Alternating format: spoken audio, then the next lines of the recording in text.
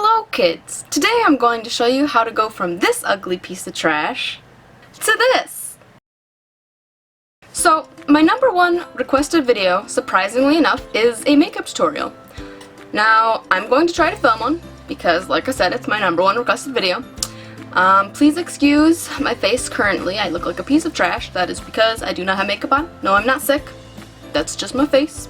However, I'm no beauty guru, as I'm sure most of you know by now. So it already took me about half an hour to figure out how to set up this camera and lighting. Now I realize I can't actually see myself in the mirror because everything's blocking it. So I'm gonna try and use the viewfinder, and this is just gonna be interesting. I honestly don't know how beauty gurus do it. It seems easy, but it's really not. Like, at least the setup, it's confusing. But yeah, I guess without further ado, let's get this party started. Alright, so first of all, I am starting out with my CoverGirl Outlast 3-in-1 foundation. It's in the shade 805, which is Ivory, aka the palest one they sell. And my brush is just a Revlon brush, and yes, it is not clean because I'm lazy and I never clean my brushes. Sorry, not sorry. But yeah, it's nothing special, just putting on my foundation. You know, I kind of just like to work my way up from the bottom, so I start with my chin area, and then later you will see I go under my eyes and my cheeks, and yeah. And I never really prime my face first, just because usually when I do my makeup it's right after I shower, and after I shower I always apply a lot of lotion, so the lotion itself kind of works as a primer, so I never really feel the need to use an actual primer.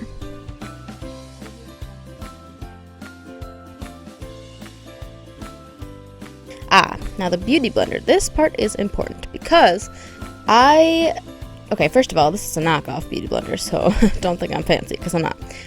But I don't actually like applying the foundation with the Beauty Blender because I feel like it soaks up too much of the foundation and it's really kind of a waste of the product in my opinion. But I found that if I use the brush to actually apply the foundation and then I use the Beauty Blender afterwards just to dab it, that actually really helps blend it out a lot more without it actually taking up the foundation. So if you need a little trick, that is what I do. Now I am doing the powder, which is the Maybelline Fit Me in 110, which is porcelain. Again, probably the palest they sell. Not actually sure on that. And then the brush is a Real Techniques brush. But yeah, nothing special. Once again, just kind of dabbing that bad boy on, you know.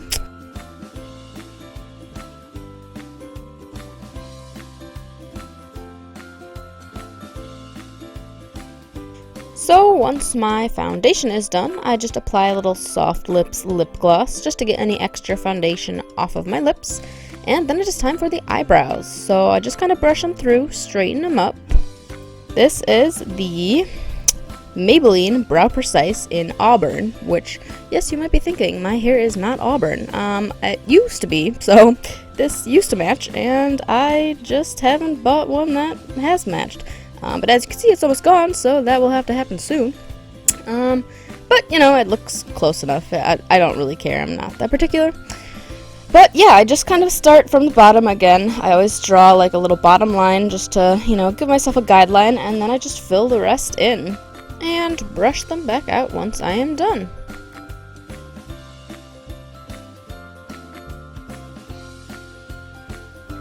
Now it is time for the dreaded eyeliner. I say dreaded because I dread this part. It's the most stressful part because I always mess it up and it takes me so freaking long to get it right. But I am using the L'Oreal Paris Carbon Black Telescopic Eyeliner, which I think is a very good eyeliner. I haven't tried out too many different ones, but this is good, and why fix something if it's not broken, am I right?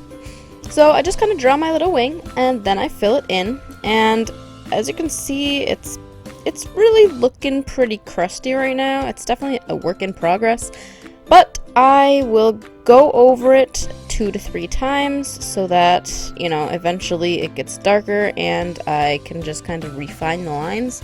Eventually, it looks good.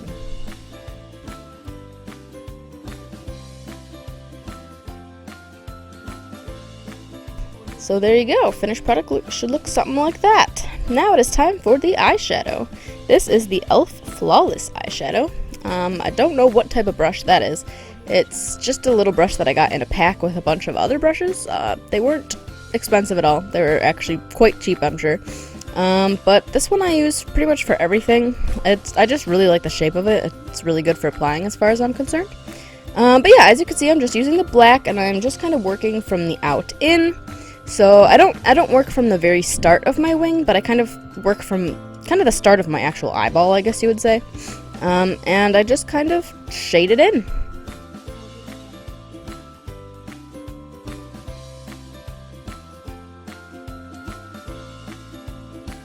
Voila.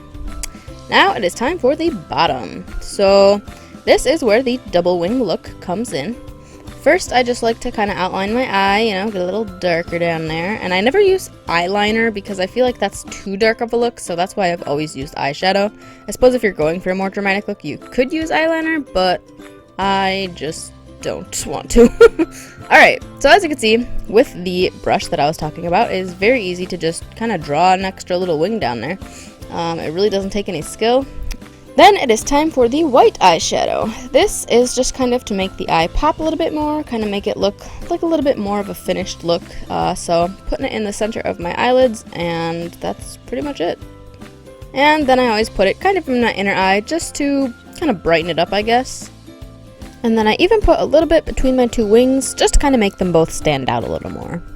Alright, so next comes the Prestige eyeliner in white, and this I'm going to actually put in my waterlines. Now, this is actually like kind of a known thing, like a, what do you call it, a hack, I guess? It just actually makes your eyes look a lot bigger. I guess it depends on your eyes and the person, but personally I think it makes a big difference, so that's why I do it. Now, it is the simple eyelash curling time. We all know how this works, just curling them lashes, you know. And mascara time! This I use the Maybelline Rocket Volume. I have nothing to compare this to because this is the only mascara I have ever used, because I guess I don't really use mascara that often, I don't know. But yeah, I just do the top lashes and then the bottom outer lashes. And as you can see, I'm doing a side-to-side motion with it. That actually is another kind of hack, I guess you would say, that gets a lot more application of the mascara. And lastly, just a little bit of highlighting. Now, this is optional. I don't always do it, but I'm actually using eyeshadow. It's Sonia Kashuk eyeshadow, if that makes any difference. I don't know, it's a little glittery.